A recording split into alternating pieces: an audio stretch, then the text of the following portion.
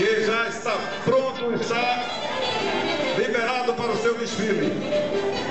Cronômetro zerado aqui na comissão jogadora. Muito bem, espaço aberto para o bloco Clube de Boneco, o menino do pátio de São Pedro, homenageando o frevo ao velho guerreiro Chacrinha, com 142 componentes.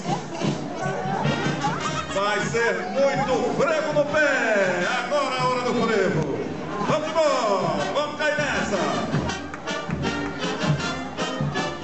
Clube de Boneco, menino do pátio de São Pedro.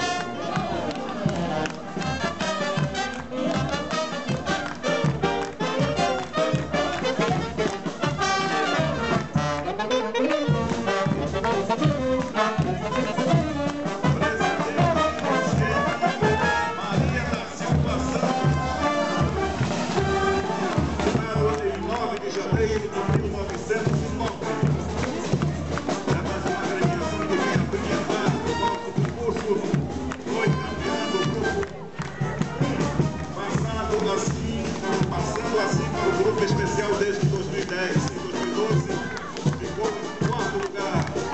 De 2013 a 2015, vem conquistando campeonatos e vice-campeonatos nos grupos e especial.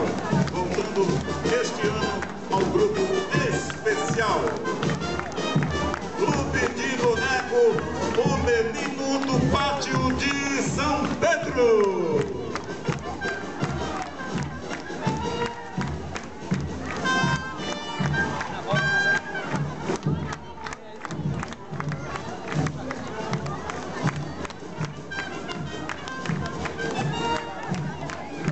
A Prefeitura do Recife, através da Secretaria de Enfrentamento ao Crack e outras drogas, criada em março de 2015, atua nas áreas de prevenção, tratamento, inserção produtiva e ressocialização. Em menos de um ano de existência, já foram assinados os editais dos programas Atitude Recife, Comunidades Terapêuticas Recife Previne e Recomeça. Além disso, foram habilitados mais de 1000 agentes multiplicadores em prevenção às drogas para falar sobre as drogas sem barreiras nas comunidades recifenses. Prefeitura do Recife, com você, trabalhando sem parar.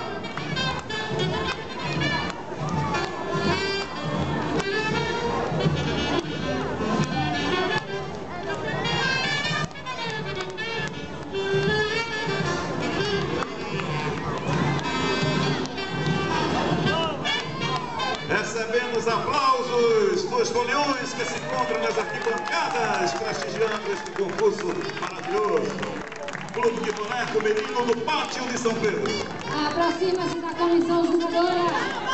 O Clube de Boneco, menino do pátio de São Pedro. A orquestra já se posicionando frente à comissão jogadora da Avenida Nossa Senhora do Carmo.